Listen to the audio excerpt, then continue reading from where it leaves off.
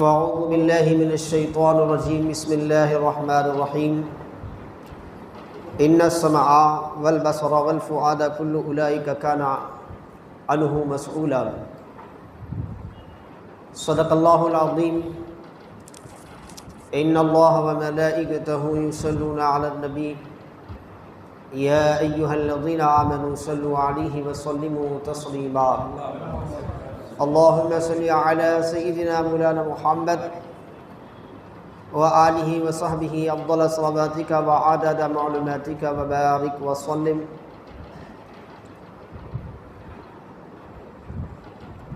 سامعین محترم، عزیزان گرامی،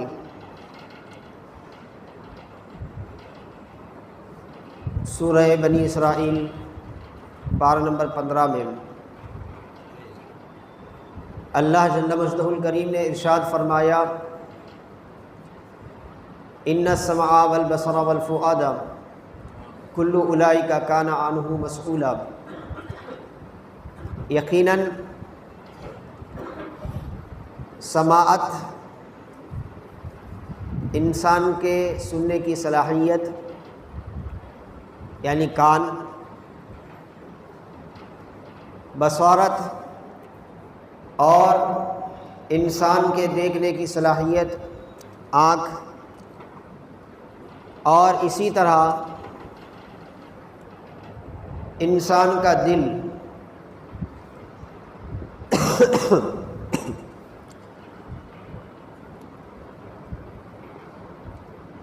یہ ساری کی ساری چیزیں ایسی ہیں جن کے بارے میں سوال ہوگا۔ اللہ تبارک و تعالیٰ نے انسان کے جسم کے 3 اعضاء کا یہاں پر ذکر کیا، ایک سماعت، دوسرا بصارت، اور تیسرا کیا ہے؟ دل۔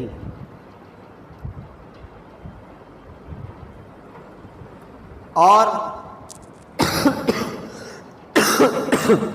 اس سے پہلے اللہ تبارک و تعالیٰ نے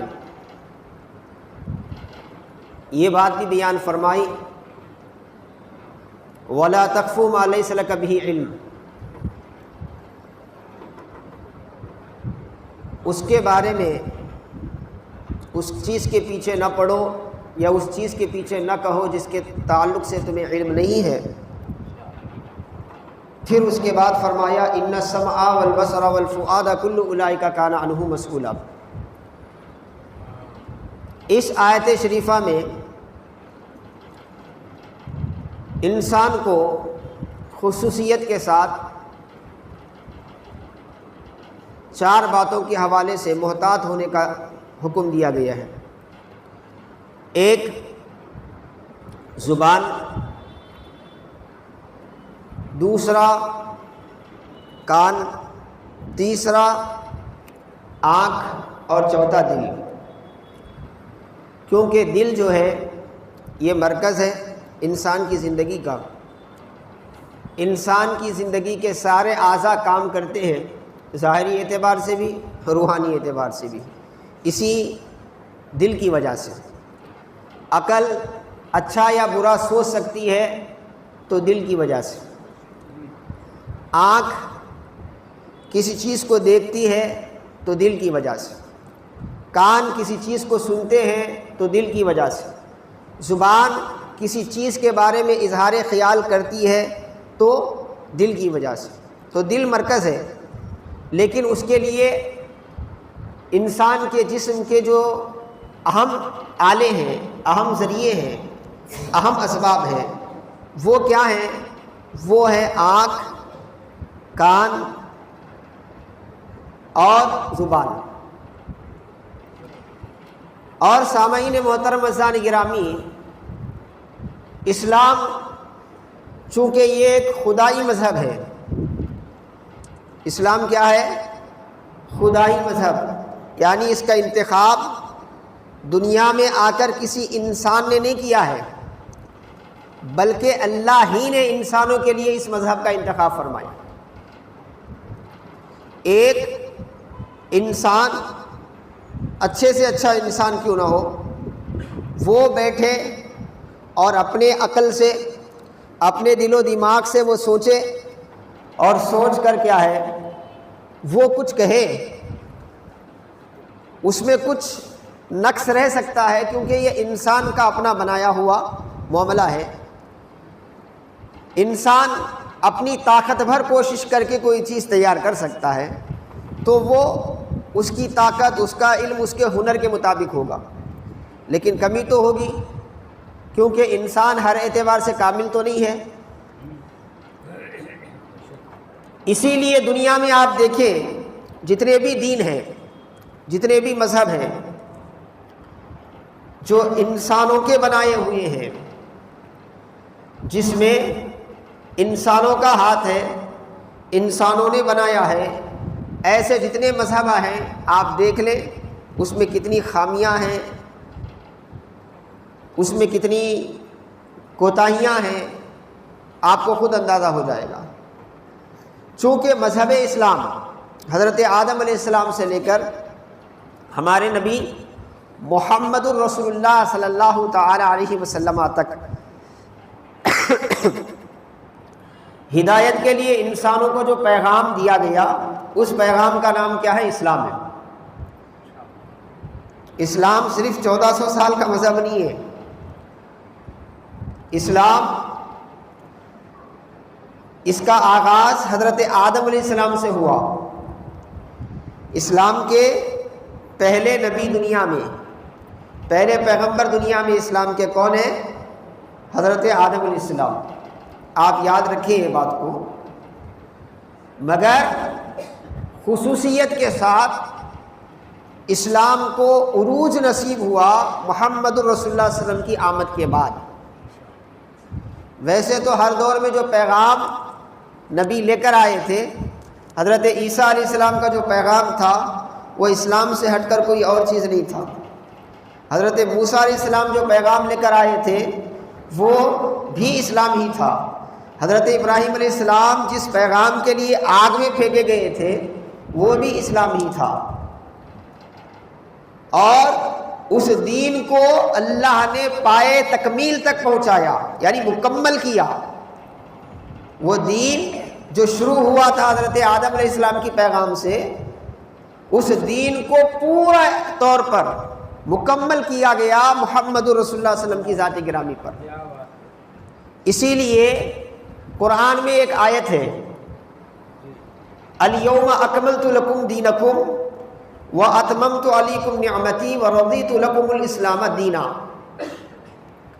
پارہ نمبر 6 سورۃ المائدہ کی آیت شریفہ ہے۔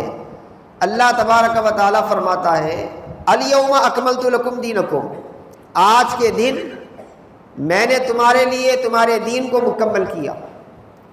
الیوم اکملت لکم دینکم واتممت علیکم نعمتی، اور تم پر میری نعمت پوری کر دی، ورضیت لکم الاسلام دینا، اور میں نے تمہارے لیے دین اسلام کو پسند کیا۔ اللہ تعالیٰ فرما رہا ہے، یہ آیت اتری اللہ کے رسول صلی اللہ علیہ وسلم پر عرفہ کے موقع پر، حج کے موقع پر، عرفہ کے دن یہ آیت نازل ہوئی، اور اس میں پیغام دیا گیا کہ جس شریعت کو لے کر حضرت آدم علیہ السلام دنیا میں آئے تھے کہ اے محمد الرسول اللہ صلی اللہ علیہ وسلم، اس شریعت کو آپ پر اب پورا کر دیا گیا۔ اسی لیے ہمارے نبی کے بعد کسی نبی کی ضرورت نہیں رہی۔ اللہ نے ہمارے نبی پر نبوت کا سلسلہ ختم کر دیا، رسالت کا سلسلہ ختم کر دیا۔ پیغمبر اسلام کے بعد اب کوئی اور نبی آنے والا نہیں ہے، اور جو بھی آئیں گے حضرت عیسیٰ علیہ السلام، وہ بھی حضرت محمد رسول اللہ کے شریعت کے تابع ہی سارے احکامات انجام دیں گے، اور اثر نو کوئی نئی بات نہیں ہوگی۔ تو اسلام تو روز اول سے ہے۔ تو اللہ تبارک و تعالیٰ نے ہمارے لیے اسلام کو منتخب کیا، اسی لیے اسلام میں ایسی ایسی باتیں ہیں، ایسی ایسی چیزیں ہیں۔ اسلام صرف عبادت کرنا نہیں سکھاتا۔ آپ دیکھیں گے دنیا میں بہت سے مذاہب ہیں، بعض مذہبوں کو آپ دیکھیں گے وہاں پر صرف دین نام ہے عبادت کا، چند طریقوں سے عبادت کی گئی تو ختم، اس کے بعد تم کیا بھی کر لو، کھانے پینے کو تم اپنے طریقے سے کھاؤ، کاروبار کیسا چاہے ویسا کرو، لوگوں کے ساتھ معاملات، اس کا کوئی مذہبی اصول نہیں ہوتا ان کے پاس، جیسا آیا ویسا کرو۔ لیکن اسلام کا معاملہ ویسا نہیں ہے، عبادت ہے تو اس کے بھی رولز ہیں اسلام میں، کھانے پینا ہے تو اس کے بھی رولز ہیں اسلام میں، لوگوں کے ساتھ میل جول کا معاملہ ہے اس کے بھی رولز ہیں اسلام میں، کاروبار کرنا ہے، تجارت کے اصول بھی اسلام نے بتائے ہیں۔ کہنے کا مطلب یہ ہے کہ زندگی کے سارے اصول آپ اور میں مل کر طے نہیں کرتے، ہمارے لیے پہلے ہی ہمارے پروردگار نے طے کر دیا ہے، اور ایسے اصول طے کیا ہے بظاہر بعض وقت ان چیزوں کو دیکھنے سے ہم کو ایسا محسوس ہوتا ہے کہ بھئی یہ چیز ہمارے لیے مشکل ہے، یہ ہمارے لیے نقصان ہے معاذ اللہ، لیکن حقیقت یہ ہوتی ہے کہ اسی میں ہمارے لیے فائدہ ہوتا ہے، دنیا کا بھی فائدہ ہوتا ہے، آخرت کا بھی فائدہ ہوتا ہے، یہاں کا بھی اور وہاں کا بھی فائدہ ہوتا ہے۔ تو ایسے ہی اللہ تبارک و تعالیٰ نے سورہ بنی اسرائیل کی اس آیت شریفہ میں ایک بات بیان فرمائی، فرمایا وَلَا تَقْفُ مَا لَيْسَ لَكَ بِهِ علم، جس بات کا تمہیں علم نہیں ہے وہاں مت ٹھہرو، وہاں اس کے پیچھے مت پڑو۔ یہ ایک ایسا اہم پیغام ہے زندگی کا، کیونکہ اب الحمدللہ ہم رمضان گزار کے آئے ہیں، رمضان کا معاملہ الگ ہوتا ہے، شیطان قید میں ہوتا ہے، بندہ روزے سے ہوتا ہے، اور اللہ تعالیٰ رمضان کے لیے ایسی بہار بنا دیتا ہے کہ ہر کسی میں کیا ہے نیکی کا جذبہ آتا ہے، ہر کوئی نیکی کرنا چاہتا ہے، نیکیوں کا سیزن ہوتا ہے۔ لیکن جیسے ہی شوال کا چاند نظر آتا ہے شیاطین آزاد ہو جاتے ہیں، روزوں کا سلسلہ منقطع ہو جاتا ہے، رمضان اپنی ساری برکتوں کے ساتھ رخصت ہو جاتا ہے، پھر اب سال اپنے پرانے انداز سے آ جاتا ہمارے سامنے، اور پھر ہمارا رمضان ایک مہینہ چھٹی ہوتی ہے، رمضان ایک مہینہ امتحان سے چھٹی ہوتی ہے۔ کس کے امتحان سے؟ شیطان کے امتحان سے۔ رمضان ایک مہینہ شیطان ہمیں بہکاتا نہیں ہے، رمضان ایک مہینہ شیطان ہمیں گمراہ کرنے کی کوشش کرتا نہیں ہے، کیونکہ اللہ خود اسے قید کر کے رکھا ہوا ہوتا ہے۔ لیکن اس کے بعد 11 مہینے شیطان کا کام کیا ہے؟ شیطان کا کام کیا ہے؟ 24 گھنٹے آپ سو جائیں تب بھی نہیں چھوڑتا۔ کیا؟ آپ سو جائیں تب بھی نہیں چھوڑتا، یہاں تک کہ اللہ نے اسے بطور امتحان ایسی آزمائش دی ہے، ایسی طاقت دی ہے۔ صحیح مسلم کی حدیث پاک ہے، اللہ کے رسول صلی اللہ علیہ وسلم فرماتے ہیں ان الشیطان تجری مجری الدم، شیطان انسان کے اندر خون کی طرح دوڑتا ہے، جیسے ہمارے جسم میں رگ ہیں اور رگوں میں خون دوڑتا ہے نا، اس طرح وہ ہمارے جسم پر کیا ہے؟ حاوی ہوتا ہے۔ اور حدیث پاک میں آتا ہے رات میں ہم سوتے ہیں تو ناک کے پھانسے میں شیطان کیا ہے؟ رات گزارتا ہے، اور جب ہم سوتے ہیں اٹھنے کے لیے جاتے ہیں نا تو شیطان ہماری گدی پر 3 گھانٹ ڈال دیتا ہے۔ یہ وہ عالم ہے جو ہماری نگاہوں سے پوشیدہ ہے، اس میں ہمارے لیے رحمت ہے۔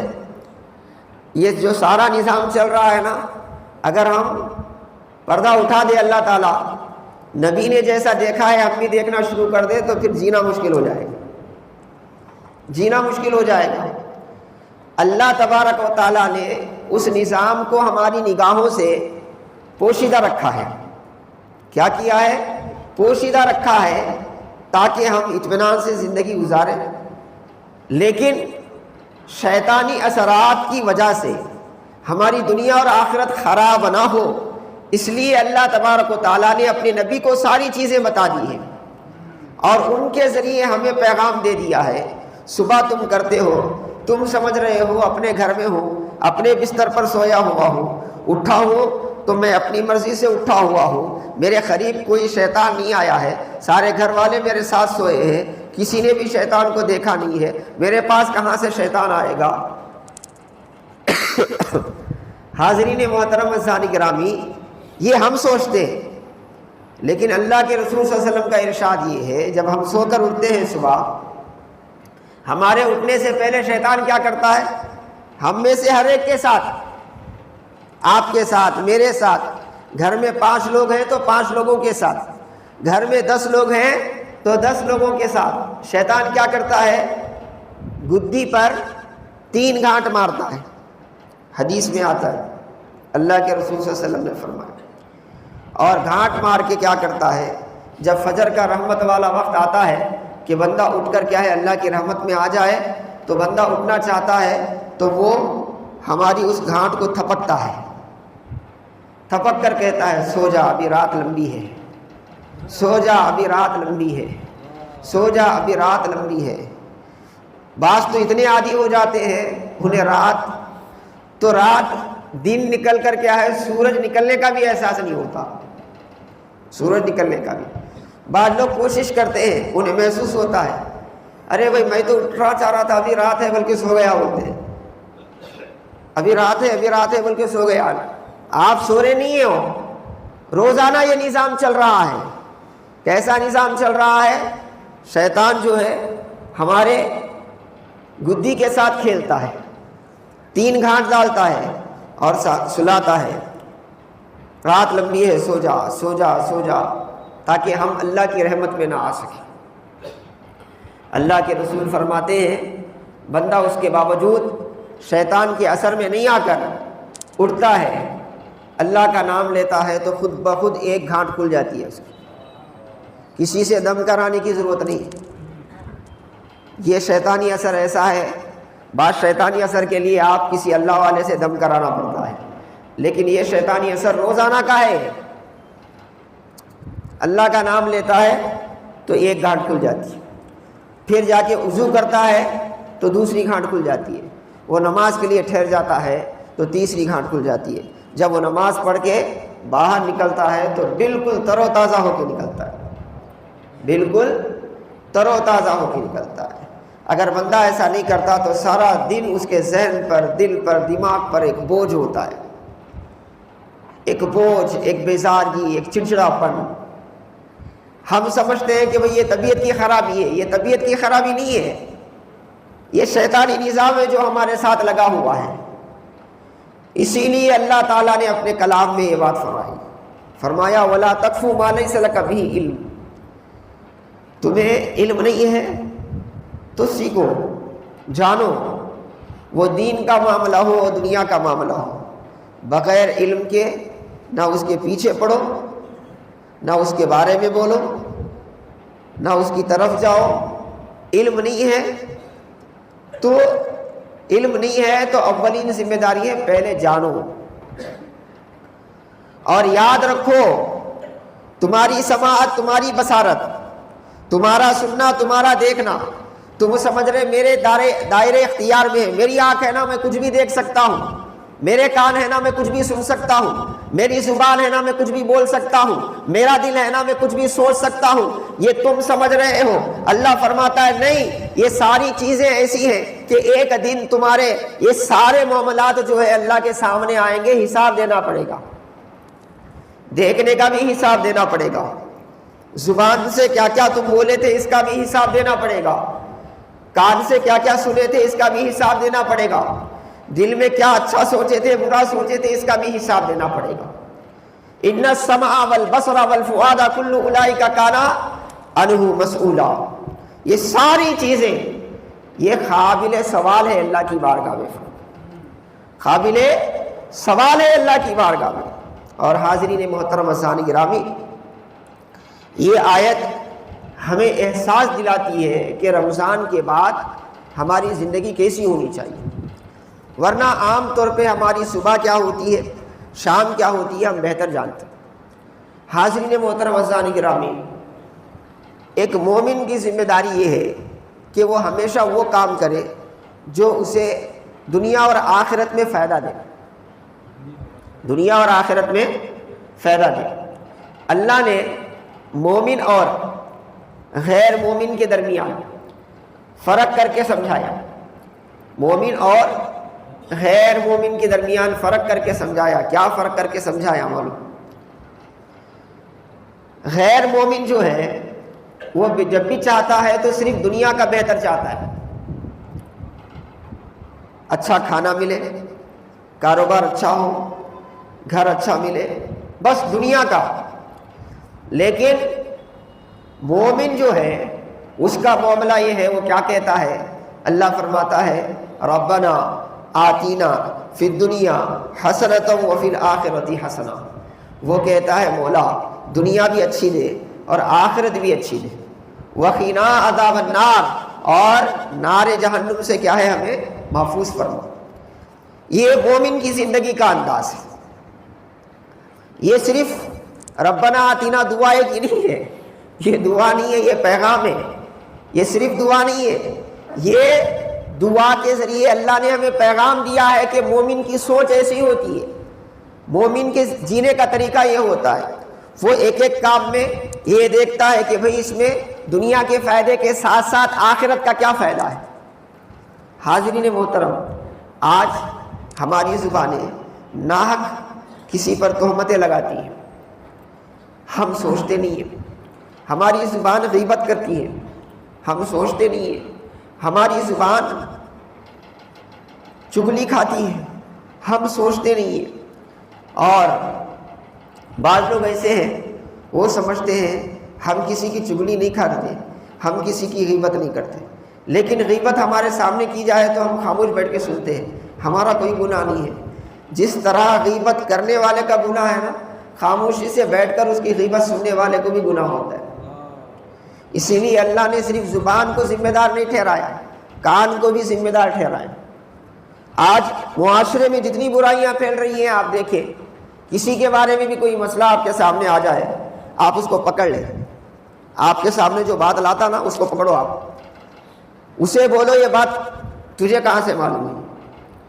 اب اسے پکڑو، اسے پکڑو، اسے پکڑو، آپ جا کے دیکھو اس کی کوئی بنیاد ہی نہیں ہوتی۔ اس کی پان کی دکان کے پاس سے شروع ہوتی ہے، پورے گاؤں میں پھیل جاتی ہے۔ چائے کے دکان کے پاس سے شروع ہو جاتی ہے، پورے گاؤں میں پھیل جاتی ہے۔ اور بات کی ہوتی ہے؟ گھر کی بات ہوتی ہے، رشتوں کی بات ہوتی ہے، تجارت کی، بڑے بڑے معاملات کی بات، اس کی کوئی یہ نہیں۔ اور ہم سوچتے ہی نہیں کیا ہوتا، انہیں بولا میں اسے بولا، میں اسے بولا، میں اسے بولا، میں اسے۔ اللہ تبارک و تعالیٰ نے ہمیں ایسے بیکار نہیں پیدا کیا۔ آپ کسی کے بھی آلہ کار بنو، کوئی بھی آپ کے سامنے کچھ بھی بول دے، آپ سنو اور دنیا کو سناتے رہو، ایسا نہیں ہے۔ اللہ فرماتا ہے تمہاری زبان، تمہاری سماعت، تمہاری بصارت، تمہارا دل، یہ سارا جو ہے یہ اللہ تبارک و تعالیٰ کا دیا ہوا ہے، اور اس کے مرضی کے خلاف جب بھی استعمال کرو گے، یاد رکھنا کہ ان ساروں کا حساب ہوگا اللہ کی بارگاہ میں۔ اور یہ حساب کیسا ہوگا؟ اللہ قیامت کے دن بلا کر آپ کو پوچھے گا زبان سے تو نے کیا کیا تھا، آنکھ سے تو نے کیا کیا تھا، دل سے تو نے کیا کیا تھا۔ ہم بڑے ہوشیار ہیں نا، بڑے موقع پرست ہیں، ہوشیار ہیں۔ ہوشیاری کر کے وہاں بھی کچھ لوگ کیا کریں گے معلوم؟ بہانے بنائیں گے، نہیں میں نے ایسا نہیں کیا، ویسا نہیں کیا۔ فرشتے لکھے ہوئے ہیں، اللہ جانتا ہے ہر چیز، اللہ سے کون سی چیز چھپی ہوئی ہے، لیکن اس بندے پر حجت قائم کرنے کے لیے اللہ کیا کرے گا معلوم؟ قرآن میں اللہ تعالیٰ 2-3 جگہ فرمایا، اللہ بولے گا کیا اے بندے تو نے اپنی آنکھ سے کیا کیا؟ بندے سے نہیں پوچھے گا، زبان کو بولے گا خاموش ہو جاؤ، تو اب انسان کی زبان بات نہیں کرے گی، اللہ آنکھ کو بولے گا بات کر، آنکھ بات کرے گی اللہ کی بارگاہ میں، آنکھ بات کرے گی اللہ کی بارگاہ میں۔ اللہ کان کو بولے گا بات کر، کان بات کریں گے اللہ کی بارگاہ میں۔ اللہ ہاتھ کو بولے گا بات کر، ہاتھ بات کرے گا اللہ کی بارگاہ میں۔ پیر کو بولے گا اللہ تعالیٰ بات کر، تو پیر بات کریں گے اللہ کی بارگاہ میں۔ تھوڑی دیر کے لیے زبان لاک کر دی جائے گی، انسان اپنی زبان سے کچھ بولنا چاہ کر بھی نہیں بول پائے گا، کچھ نہیں بول پائے گا۔ جسم کے سارے اعضاء بولیں گے۔ آنکھ نے کیا کیا تھا، آنکھ بولے گی۔ کان نے کیا کیے تھے، کان بولیں گے۔ ہاتھ نے کیا کیے تھے، ہاتھ بولے گی۔ پیر نے کیا کیے تھے، پیر بولیں گے۔ سارے اعضاء بولنے کے بعد انسان دیکھتا رہا، اس کے بعد اللہ تبارک و تعالیٰ پھر وہ سارے اعضاء کے سامنے زبان کو کیا ہے، بولنے کی طاقت دے گا۔ جب طاقت آئے گی نا، انسان پہلے اپنے آپ پر برسے گا، وہ اپنے جسم کے پارٹ سے کہے گا کہ تم میرے جسم کا حصہ ہو کر میرے خلاف بولے تو کیسا بولے، اور تمہارے اندر بولنے کی طاقت کیسے آئی؟ تو وہ پارٹس بولیں گے اب تک تو جو بول رہی تھی نا زبان، تجھے جس رب نے بولنے کی قوت دی ہے اسی رب نے ہم سے بلوایا ہے۔ یہ نظام ہمارا ہے۔ قیامت کے دن یہ چیزیں ہونے والی ہے، یہ تو رب کا کرم ہے۔ نبی کے صدقے اللہ نے پہلے ہی ہمیں یہ ساری چیزیں بتا دی تاکہ ہم سنبھل کر رہیں دنیا میں، ہمیں غافل نہیں رکھا گیا۔ دنیا کے سارے امتحان میں سوالات کیا آنے والے ہیں، امتحان لکھنے والے کو معلوم نہیں رہتا۔ پہلے سے اگر معلوم کرا دیا گیا تو کوئی امتحان نہیں رہتا نا، لیکن آخرت کا امتحان ایسا ہے اللہ نے پہلے ہی سمجھا دیا تاکہ دنیا میں صحیح تیاری کر سکے۔ کیوں؟ اس لیے کہ شیطان اپنی ساری طاقت کے ساتھ ہمارے پیچھے لگا ہوا ہے۔ آپ کیا سمجھتے ہیں ہمارے ذہنوں میں کیا ہے؟ ہم چھوٹے بچوں کو ڈراتے تھے بچپن سے، شیطان گئے تو ایسا بڑی صورت رہتی اس کی، لمبا چوڑا رہتا، انہیں سنگارے تھے اسے فلاں فلاں فلاں۔ ویسا نہیں رہتا شیطان، آپ کی میری صورت میں بھی آ سکتا ہے شیطان، اللہ بچائے۔ آپ کی میری صورت میں مطلب انسان کی صورت میں۔ اللہ مجھے بھی شیطانی ذریعہ بننے سے بچائے، آپ کو بھی شیطانی ذریعہ بننے سے بچائے۔ بولنے کا مطلب یہ ہے، پھر میں آپ کو بولوں گا تو کوئی بولے گا مول صاحب مجھے شیطان بولے، اپنے کو نہیں بولے، اس لیے میں بھی بول لیا۔ مطلب اس کا کہنے کا یہ ہے کہ انسان بھی شیطان کا ذریعہ بنتا ہے، اور یہ بات میں اپنی طرف سے نہیں کہہ رہا۔ قرآن جہاں ختم ہوتا ہے نا، وہ آیت پڑھو آپ، الذی یوسوس فی صدور الناس، وہ جو لوگوں کے دلوں میں وسوسے ڈالتا ہے، وہ جو لوگوں کے دلوں میں وسوسے ڈالتا ہے، کون ہے وہ؟ شیطان ہی ہے نا۔ الذی یوسوس فی صدور الناس، لوگوں کے دلوں میں، قل اعوذ برب الناس ملک الناس الہ الناس من شر الوسواس الخناس، من شر الوسواس الخناس، خناس کے وسوسوں کے شر سے میں پناہ مانگتا ہوں۔ اور وہ خناس کون ہے؟ جو لوگوں کے دلوں میں وسوسے ڈالتا ہے۔ وہ کون ہے وہ خناس جو لوگوں کے دلوں میں وسوسے ڈالتا ہے؟ من الجنت والناس، ان کی دو کیٹیگری ہے، کچھ جنات میں سے ہے، کچھ انسانوں میں سے ہے۔ وہ خناس بولے تو وہ خناس انسانوں میں بھی ہے، وہ خناس کیا ہے؟ جنات میں سے بھی ہے۔ یہ بات قرآن ہی نے کہا۔ تو کہنے کا مطلب کیا ہے؟ کہنے کا مطلب یہ ہے کہ ہمارے لیے شیطان ہر آن، ہر لمحہ، صبح سے شام تک آپ نماز پڑھنے آ رہے، جب بھی شیطان آپ کو بہکاتا، بولے ایسا نہیں ہے، ساری زندگی آپ نماز نہ کو پڑھو، شیطان خوش نہیں رہتا، یہ تو کام ہو گیا، اسے اور دوسرے اس میں ہلاک کرنا بولتا۔ جتنے لوگ نماز پڑھ رہے شیطان ان کو پریشان کرتا، لوگ سمجھتے، بعض لوگوں کے ذہنوں میں ہے یہ بات، کیا ہے معلوم؟ دین کی طرف گئے تو شیطان پریشان کرتا ہو، صرف دین کی طرف گئے تو شیطان پریشان نہیں کرتا، انسان بولنے کے بعد ہو گیا پریشان کرتا ہوں، کیونکہ اس کا جو وعدہ ہے نا اللہ کی بارگاہ میں، وعدہ یہ ہے کہ ابن آدم کو پریشان کروں گا، میں ستاؤں گا، اسے تیری رحمت سے دور کروں گا، اور اسے اتنا گمراہ کروں گا، اتنا گمراہ کروں گا، اتنا گمراہ کروں گا کہ میں جیسے اللہ کی رحمت سے دور ہوا نا، انہیں میرے سے بھی زیادہ دور ہونا۔ اس کا ٹارگٹ کیا ہے؟ میں جتنا اللہ کی رحمت سے دور ہو گیا نا، آسمانوں کو جاتا تھا، فرشتوں کے بیچ رہتا تھا، فرشتوں کو پڑھاتا تھا، بڑا اونچا مقام تھا۔ جب حضرت آدم کو پیدا کرنے کے بعد اللہ نے فرشتوں کو حکم دیا تو شیطان کہاں تھا؟ انہی فرشتوں کے بیچ میں تھا شیطان۔ اللہ نے سب کو حکم دیا آدم کو سجدہ کرو، سب نے سجدہ کیا، شیطان نہیں کیا۔ تو اتنا بڑا مقام تھا اس کا، اللہ نے کیا کیا؟ اپنی رحمت کی بارگاہ سے دور کر دیا، اس کو دور کر دیا رحمت کی بارگاہ سے۔ تو اسے صرف آدم سے دشمنی نہیں ہے، آدم کی جتنی اولاد ہے صبح قیامت تک پیدا ہونے والی سب سے دشمنی ہے، اور سب سے دشمنی وہ دنیا میں بھی نکالتا ہے، دین میں بھی نکالتا ہے۔ دنیا اور دین دونوں جگہ وہ انسان کو نقصان دینے کی کوشش کرتا ہے، اور جو دین کی طرف آتے ہیں ان کو وسوسے ڈالتا ہے، نقصان پہنچانا چاہتا ہے، لیکن اللہ کا کرم یہ ہوتا ہے دین کے کاموں کی برکت سے اللہ انہیں بہت سی چیزوں سے، شیطان کے واروں سے محفوظ رکھتا ہے۔ لیکن جو بالکل دین سے دور ہوتے ہیں نا، ان پر تو مسلط ہو جاتا ہے، سر سے لے کر پیر تک، سر سے لے کر پیر تک مسلط ہو جاتا ہے۔ ان کی سوچ فکر اتنی شیطانی ہوتی ہے کہ وہ بات کرے تو فتنہ، وہ کام کرے تو فتنہ، وہ جہاں جائیں شر، وہ جہاں جائیں فساد، ایسی کیفیت ہو جاتی ہے۔